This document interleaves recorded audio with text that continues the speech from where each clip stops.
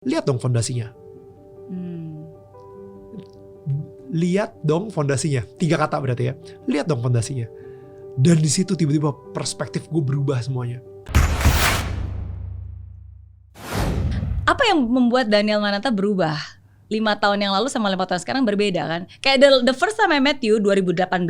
Wow. Itu you don't talk like this, you don't sound openly like this. Ya. Openly apa yang tentang Tuhan gitu ya. Tentang spiritual Sure. Message. Right. Apa yang berubah dan apa yang masih tetap sama sebenarnya? Mungkin kayak gini ya. Kalau misalnya you find a cure for cancer and AIDS, tapi abis itu lo keep it to yourself, you're very selfish gitu. Nah, tahun 2019 actually, gue sempat mengalami depresi yang kedua, bisa dibilang gitu. Karena yang pertama itu ketika gue kehilangan suara gue. Yeah. Yang kedua adalah ketika gue secara finansial ternyata rugi untuk sebuah film layar lebar, yaitu Susi Susanti yang gue produce. Padahal secara kualitas tuh luar biasa banget. Yeah. You know, gue ingin memberikan yang terbaik untuk Indonesia dan gue pengen memberikan yang terbaik buat Ci Susi Susanti. Jadi gue mempunyai sebuah benchmark dan standar sendiri gitu. Tapi sayangnya saat itu, you know, banyak pelajaran juga sih yang gue pelajarin ya. Marketingnya kurang, waktunya pas gue rilis tuh kurang baik juga.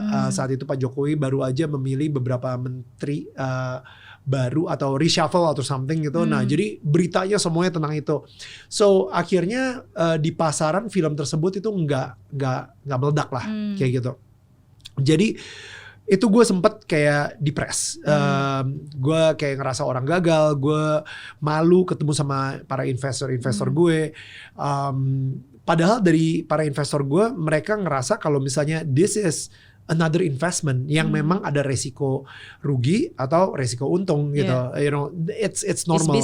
It's business. Yeah. Tapi ada satu executive producer yang benar-benar marah banget dan menjatuhkan dan benar-benar mengecilkan gue. Dan nama executive producer itu adalah Daniel Mananta, which is gue sendiri, karena gue taruh 10% di film itu. Okay. Jadi Daniel Mananta sebagai executive producer dan Daniel Mananta sebagai producer itu bergejolak, you know, like, dan itu benar-benar kayak mengecilkan banget. Dan itu yang bikin gue sangat depressed gitu saat itu.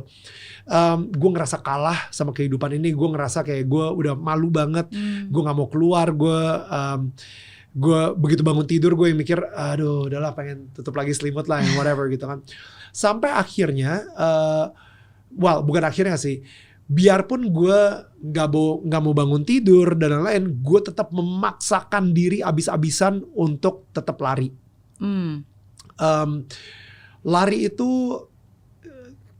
lari jogging ya, bukan lari dari kenyataan maksudnya. Exactly. Lari saat itu adalah pelarian gue dari kenyataan. So weird. Wow. Lari dari kenyataan yang sehat. Like literally jangan saat kasih itu, kendor. Jangan kasih kendor. Literally saat itu gue lari lari dari kenyataan dengan cara berlari.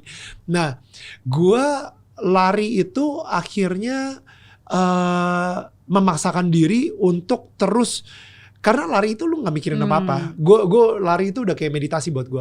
Dan di situ gue, ketika gue lagi lari, gue biasanya ngobrol sama Tuhan gitu kan. Aduh Tuhan, nih film kok nggak, aduh kok gue gagal gini sih, bla bla bla. Sampai akhirnya ada, dan gue kalau misalnya lari, ini semua juga mungkin udah pernah tahu juga gitu ya, kalau misalnya baca interview gue dan lain-lain gitu, lari itu gue selalu dengerin podcast. Dan gue gak pernah dengerin musik. Gue dengerin musik tuh paling cuma 1 kilo terakhir, supaya untuk lebih ada last push. Gue selalu dengerin podcast, dan podcast apa? Kebanyakan khotbah. Jadi gue selalu dengerin kayak khotbah tentang apalah kayak gitu. Nah, saat itu khotbahnya kebetulan tentang Nabi Nehemia dari Injil, dan dia bikin apa tuh namanya, tembok untuk kota Yerusalem, gitu kan. Temboknya setengah sudah terbangun, dan orang-orang yang ngebangun saat itu penuh dengan keringat, penuh dengan tangisan dan passion karena mereka banyak diserang dari mana-mana untuk tidak boleh ngebangun tembok tersebut, tapi mereka tetap membangun dengan sukacita. Itu pas gue lagi dengerin khotbah tersebut, gue bilang, Tuhan, ini nih, gue udah mati-matian dengan tangisan, dengan keringat, dengan passion, dengan semua itu. Gue udah mati-matian ngebangun film Susi Susanti ini. Tapi kenapa gagal?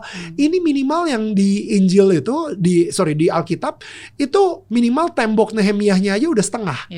Ini gue 1/10-nya yang enggak, kayak gitu. Man, dan di situ di hati gue kayak ada, ada suara kah, ada bisikan kah, atau ada pemikiran lah, ada it's a thought ya. Jadi kayak ada pikiran, kayak lu lagi mikir, lapar nih gue gitu. Cuman pikirin gitu. Nah, pikiran tersebut tiba-tiba mikir yang keluar ya di that thought gitu ya, ketika gue lagi marah-marah gitu ya, gue lagi ini, lihat dong fondasinya. Lihat dong fondasinya. 3 kata berarti ya. Lihat dong fondasinya. Dan di situ tiba-tiba perspektif gue berubah semuanya. Wow. Perspektif gue berubah. Apa yang dilihat? Apa yang berubah? Jadi selama ini, jadi tiba-tiba ada sebuah gambar di pikiran gue. Misalnya gini, gue bilang sama Amin ya, misalnya ya, Mary Riana Group gitu ya, pengen bikin sebuah gedung. Amin. Right? Amin. Lu bilang sama gue, Neil, kita pengen bikin sebuah gedung di Jalan Sudirman. Wah gitu. Wow, oke, siap. Akhirnya udah 7 tahun yang lewat. Udah 7 tahun. Neil, gue nanya sama lo, Mer, itu gimana gedung yang di Sudirman tuh? Jadi nggak? Iya masih dalam pengerjaan. Lu mau lihat? Boleh dong, gue ikut dong, gue lihat dong. Udah sampai mana sih? Gue datang ke tempat lo di Sudirman dan gue ngeliat tanah kosong. Wait, selama 7 tahun ini mana gitu, nggak ada apa-apa. Oh iya, karena selama 7 tahun gue lagi bangun fondasi. Emang di mata duniawi itu nggak kelihatan apa-apa. It's just a flat surface. Tapi lu harus lihat fondasinya udah ke dalam banget sehingga sudah siap untuk membangun gedung yang tinggi banget. Right? Ketika Tuhan lagi pengen memberikan lu sebuah calling atau sebuah gedung yang purpose yang tinggi sekali, fondasinya harus dalam banget.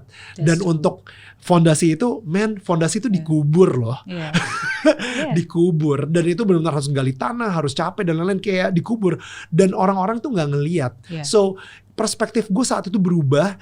Dan kayak saat itu di hati gue, iya ternyata Tuhan nih lagi ngebangun sebuah gedung di dalam hidup lo, tapi dia mulai dengan fondasinya dulu. Makanya mungkin yang lu lihat baru 1/10. Dari mata duniawi emang baru kelihatan 1/10. Tapi jangan khawatir, let's start building. Di tahun 2000, itu tahun 2019. Di tahun 2020 muncullah Daniel Mananta Network. Right? And I can feel itu adalah lantai 1 atau lantai ground floor. Lantai ground floornya. Dan sampai hari ini kita udah mulai bangun dan lain-lain gitu. Untuk si gedung ini gitu. So, saat itu ketika gue lagi depresi dan habis itu gue lari itu gila. Something yang selama ini memberatkan gue tiba-tiba hilang. It just lifted up. Nah, that's my cure for my depression. Itulah yang membuat gue bisa lepas dari mental struggle yang selama itu gue alamin dan lain-lain. Dan gue sangat egois banget kalau misalnya gue keep itu sendiri. Makanya gue selalu ngobrol sama semua tetangga gue di Danau Tetangga Kamu saat terendah mereka dan bagaimana cara Tuhan mengangkat lo keluar dari masalah tersebut. Selalu semuanya hampir sama. Semuanya it's all about that. Karena gue pengen ngasih tahu semua pendengar-pendengar gue atau penonton YouTube-nya bahwa maybe lu udah nyobain, lu udah untuk keluar dari depresi, lu udah nyobain ke psikiater, lu udah nyobain ke pills, lu udah nyobain ke minuman keras, lu, bahkan ada yang nyobain drugs, ada yang nyobain party-party, clubbing, lu udah nyobain shopping, boleh nggak sih lu nyobain Tuhan? Boleh nggak lu nyobain Tuhan? Mungkin ini last resort lo, but why don't you give him a try? You know? Tapi even that's the true healing kan. Maksudnya healing anak muda sekarang kan ke Bali lah, kemana lah. Tapi kan that's just temporary. The healing yang sesungguhnya ya balik lagi ke Tuhan, sampai cipta. Karena gitu. kan dia yang nyiptain kita, dia yang tahu rusaknya di mana, dia yang tahu fitur-fiturnya yang mana yang nge-hang. Betul. Iya kan? Betul. Exactly. So itu dia yang bikin gue jadi bold. Tadi kan pertanyaannya kenapa lu jadi berani banget 2018 kayak lu gak ngomongnya seperti itu. 2020 tiba-tiba gue yang blah kayak gitu kan. Karena gue ngerasa egois kalau misalnya healing yang gue dapet ini gak gue share ke orang-orang. Kayak gitu sih. Oke. Thank you for sharing. Panjang ya, gila. Thank you for satu pertanyaan 20 menit loh. Enggak. Tapi I can reaffirm that sih, karena ya di dalam hidup ini, apalagi mungkin 5 tahun terakhir, jangan kan 5 tahun terakhir ya, mungkin kayak 3 tahun terakhir, kita semua mengalami begitu banyak hal yang tidak pernah diperkirakan, tidak pernah direncanakan, tidak pernah diprediksikan gitu. Ya pasti banyak air mata, banyak kekhawatiran, banyak kesedihan, ya kan.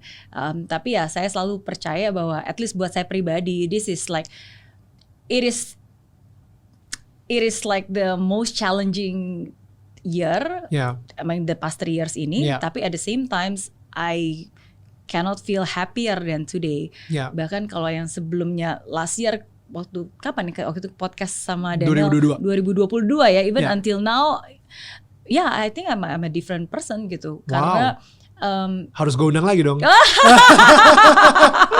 Let's do it.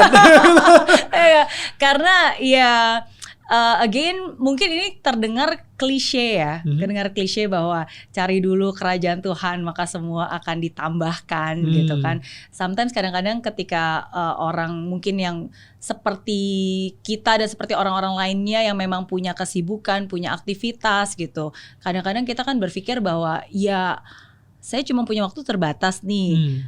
Kalau saya berdoa, emangnya bisa menyelesaikan masalah the real tangible things yang harus di-solve sekarang gitu kan? Kan at least kalau saya kerja sekarang, at least bakal mengurangi beban lah gitu kan. Ini kan what can you do more gitu kan? Maksudnya kan saya butuh hal yang praktikal. Ya tapi to be honest, it is like that. This is how the spiritual works, yang mungkin kita nggak sadar tapi that's how it works gitu. Makanya kena banget ketika kita ngomongin you rest. And God will do His best. Betul. Ya kan, kita sama ngomong itu di podcast kita kan. Kayak lu kayak passion banget tuh ngomongin soal itu, karena that time, that journey, semua orang selalu ngomong do your best and God will do the rest. No. You rest. Lu istirahat, lu resting. Tuhan yang akan bekerja.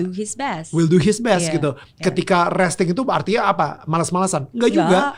Resting itu artinya kayak lu nggak ngotot gitu kan. You rest, dan Tuhan dan lu mempunyai kepercayaan bahwa Tuhan will do his best. I think that's the well, not the trick ya, tapi maksudnya it's the principle. Gitu. Yang kadang-kadang kita secara manusiawi no, nggak mungkin. Gua harus hustling, gua harus ngotot, gua harus ngelakuin the best banget, gua harus benar-benar ini banget, sampai lu capek, sampai lu burn out, sampai lu nggak tahu kapan waktu lu untuk beristirahat. Sebelum tidur pun lu mikirin hal tersebut. You're not resting at all. Gitu kan. Jadi kayak kadang kita pikir kita rest ya, kita tidur, tapi berapa banyak orang yang pernah ngalamin walaupun kita tidur tapi begitu bangun tetap aja capek karena we are not totally rest. Ya. The true rest adalah ketika kita benar-benar percaya bahwa God is in control. Gitu kan. The true rest is trust. Trust, exactly. Dan masalahnya kita pengen ngontrol outcome. Itu yang berat gitu. Makanya kita ngelakuin semuanya supaya outcome-nya itu sesuai dengan apa yang kita mau gitu. We have to be in control all the time. Betul. But anyway. And I thank you karena indirectly you are part of an important, I mean you play a very important part in my spiritual journey as well. The process gitu dari sejak 2019, 2020, and then sometimes you give me message, sometimes you give me songs. Come on, yeah, I remember. And sometimes during our conversations gitu ya. Yeah, that's true. So thank you. Oh wow. Thank you. Ntar ngobrol-ngobrol lebih banyak lagi. Iya di DTK. Gantian itu tuker-tukeran. Lebih spiritual kalau di DTK kan.